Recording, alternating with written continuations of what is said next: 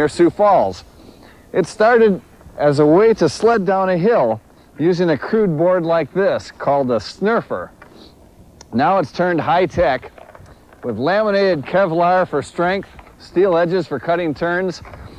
This old snurf board has led to some radical changes. So just strap yourself in and experience one of the fastest growing winter sports, snowboarding.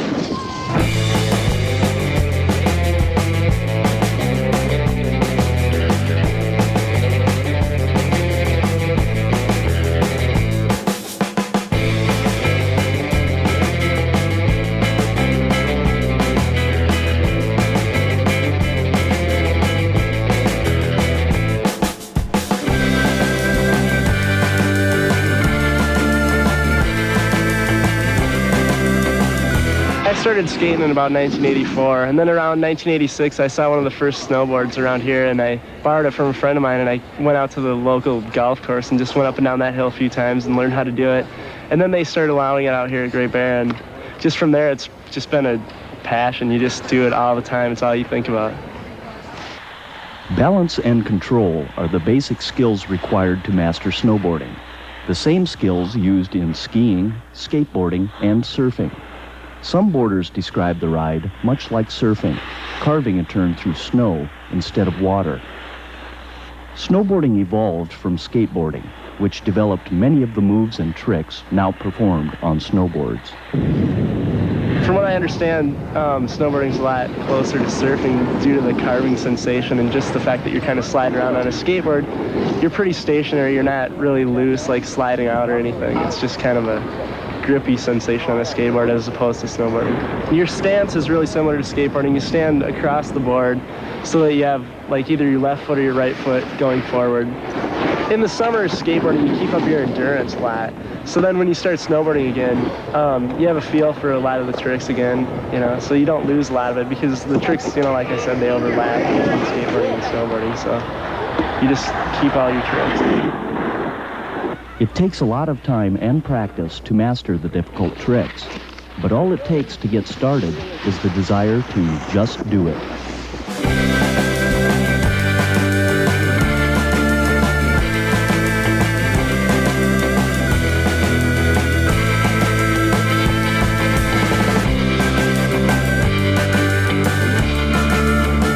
If you're just starting out, I'd really strongly advise, you know, wearing some snow pants because you're going to be down on your knees and your butt a lot and you're going to get wet more than likely. And if you're just wearing jeans, you're going to get, you know, really cold throughout the day. So I'd really recommend the snow pants, and then you'll probably want some nice heavy gloves because your hands are going to be touching the ground a lot while you're learning. Well, when you start snowboarding, you want to keep your weight, like 70% of your weight on your front foot, because like how you turn is you're pushing out and in on your back foot, and that's what gets your board to transfer from edge to edge. Now, like, this is your toe edge because this is the side that your toes are on. This is your heel edge because, you know, the side your heel is on. And it's a lot easier when you're learning to turn on your heel edge. But you want to learn how to do it both ways so that, you know, you can progress, you know, pretty quickly. So then you can, you know, go down the hill and navigate any obstacles that might come out in front of you. There are two basic styles of snowboarding, downhill and freestyle.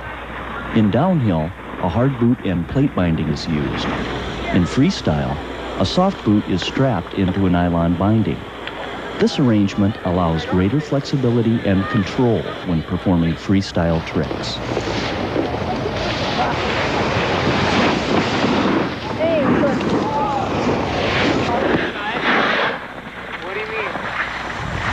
Snowboarding, it basically started out with the soft bindings like what I have on my board right here. What they are, they're just, they're made out of hard plastic or nylon.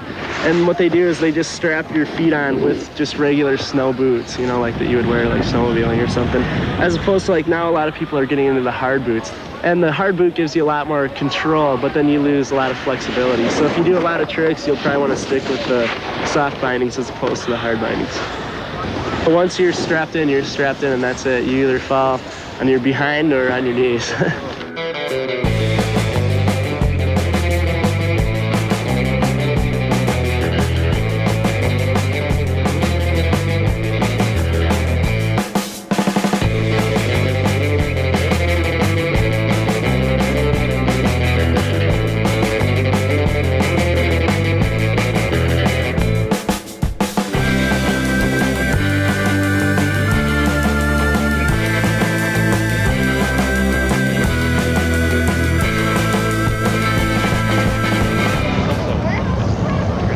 With the increased popularity of the sport, many ski facilities have constructed a special feature which caters specifically to the snowboarder. The halfpipe, a semicircular tunnel of snow-packed walls, allows the snowboarder to perform tricks and jumps and enhances the overall boarding experience. The half-pipe was kind of a cooperative effort between the staff of Great Bear and the snowboarders. Last year they were talking, they wanted a half-pipe, and we called around, we couldn't get any dimensions or anything. And this year we got them out and we got dimensions, and we just started blowing snow, making snow, and we told them that we'd supply the snow and supply the area, but then they had to hand form it. And so we got the snow in there and they've hand formed it, and now it's exclusively for snowboarders. The shovel's nice and sharp. It's just a real big thrill, you know, the fact of getting air and just all the different variations of tricks that you can do. It's just a lot of fun. Just like getting high off a jump or something, or carving. I'll just get big air. Get as high as you can.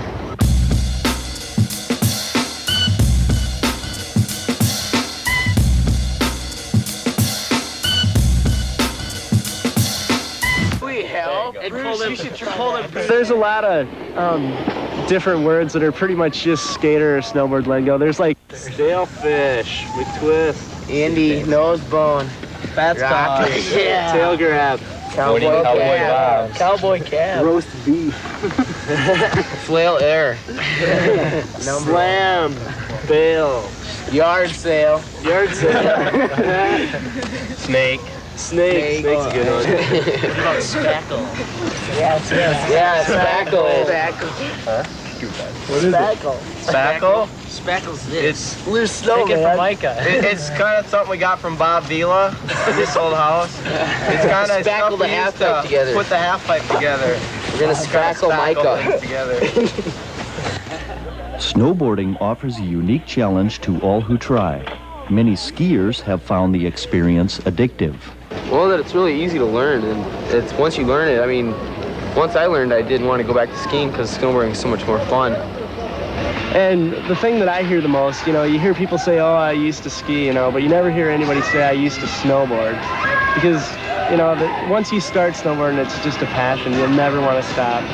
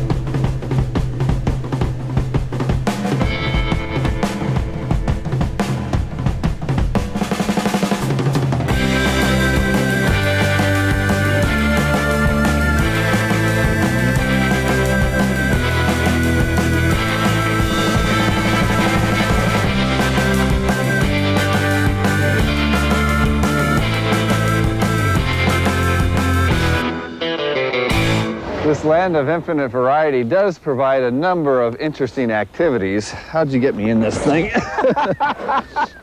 But there is one I can convince you of, and that's fishing. That's how I got in that fishing tournament. I think you said something about the thrill of competition, and